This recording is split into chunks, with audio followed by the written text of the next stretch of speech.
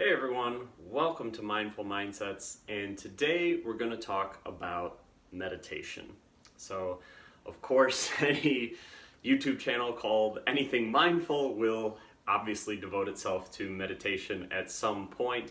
But today I want to talk about getting started in meditation and kind of dispelling a couple myths that I hear people say about meditation. So, the first thing, and this is really kind of pervasive in the positive psychology circle, and people there obviously tout meditation as a great benefit to us.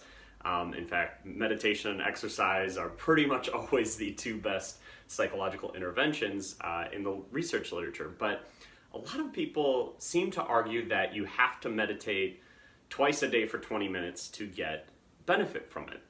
Now, meditating twice a day for 20 minutes is a great idea. Certainly do that if you can do it, but I think that's a bit intimidating to a lot of people. And one of the reasons that came about is that's what most of the research has been on.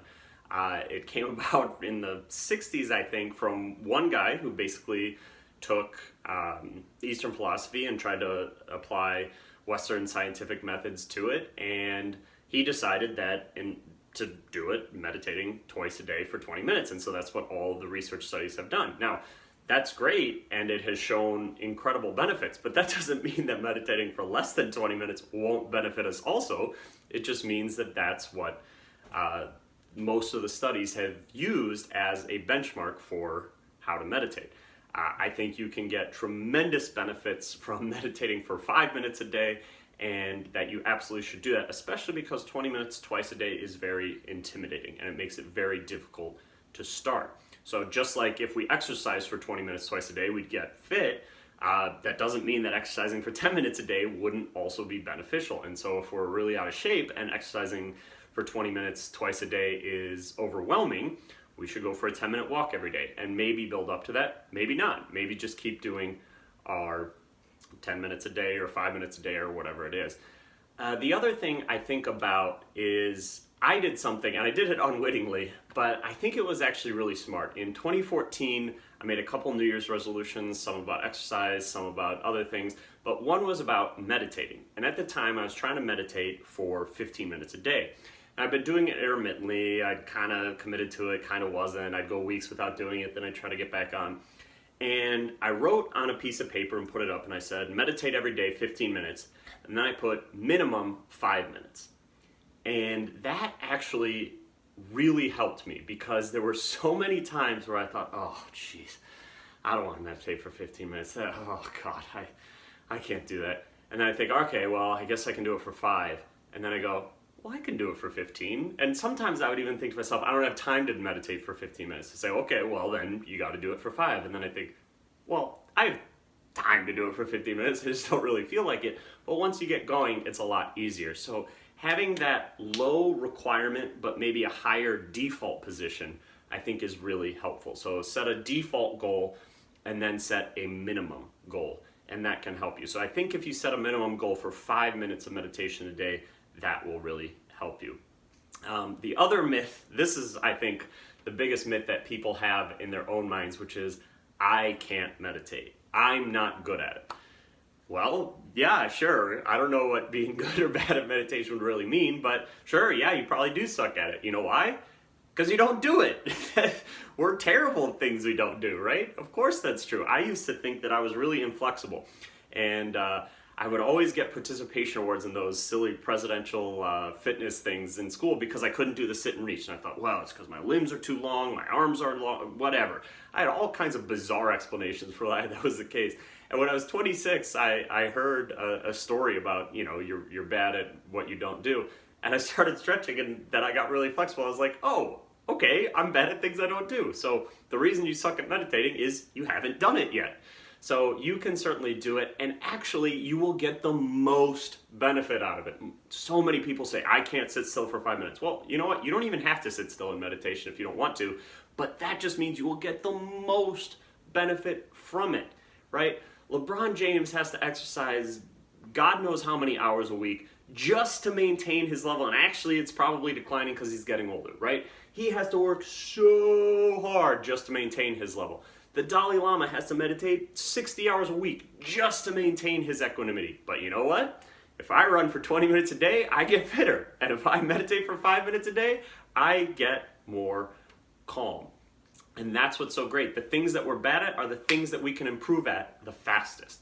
So if you're bad at meditation, that just means you will get the most out of it. And I think the last reason that people are reticent to start meditating is they don't know how to do it. And it's actually kind of hard to describe how. So there are many better videos out there about how to meditate and different techniques, and I encourage you to check those out. But it's almost like describing running. It's kind of a natural process, and I don't know how to describe it. I could certainly describe, well, pump your arms, move your legs, whatever, but that wouldn't really help you that much. You just have to go do it. So I say just go do it and sit quietly, but sit however you want. I went to a meditation once where very nice guy, actually was on a date, so a whole nother funny story that maybe I'll tell at some point. And I was sitting with my fingers interlocked, right? So a common meditation technique is called I think it's holding the egg, so you put your hands like this, and you know, it's great. If it primes you to be mindful, great, do it. If it doesn't, who cares? Anyway, that's a common thing, and I was sitting like this, and he said, oh no, you can't do that because the interlocking fingers are tension, and that will create tension in your brain. I thought, what the heck is this guy talking about, right? So I think it's much better to sit and laugh. And one of the best things about meditation is noticing your thoughts, noticing how silly they are sometimes, and just laughing. So sometimes I sit like this just so I can laugh at how silly it is that some people think that this will block your mindfulness. Another thing, it is good to sit up straight if you can. It will prime you to meditate, but don't think you have to meditate in a certain position. Yes, it's probably not great to meditate lying down because it reminds you of sleep.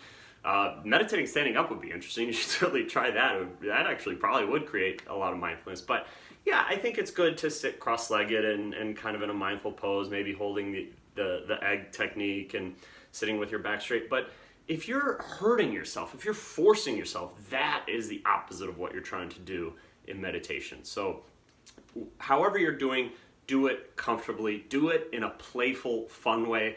I watched a meditation video once from a monk. I wish I could find it. I thought it was such a great insight into the sort of mindset that we should have when we're meditating. He said, it's really important that we meditate with our eyes closed.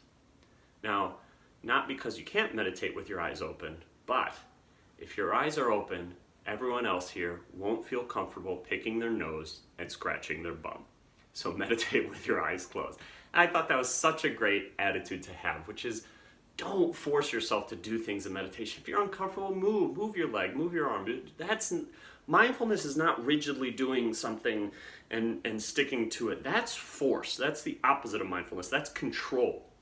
We want to let go of that in meditation. We want to let go of control. We want to let go of thoughts that don't serve us. So do things playfully, do things mindfully, do things happily, and that will serve you in meditation. So I hope you enjoyed this video. I hope you do try meditating at least 5 minutes a day, but hey, pick your own number. Don't take mine. Just whatever works and will get you to meditate, do it. We'll see you next time.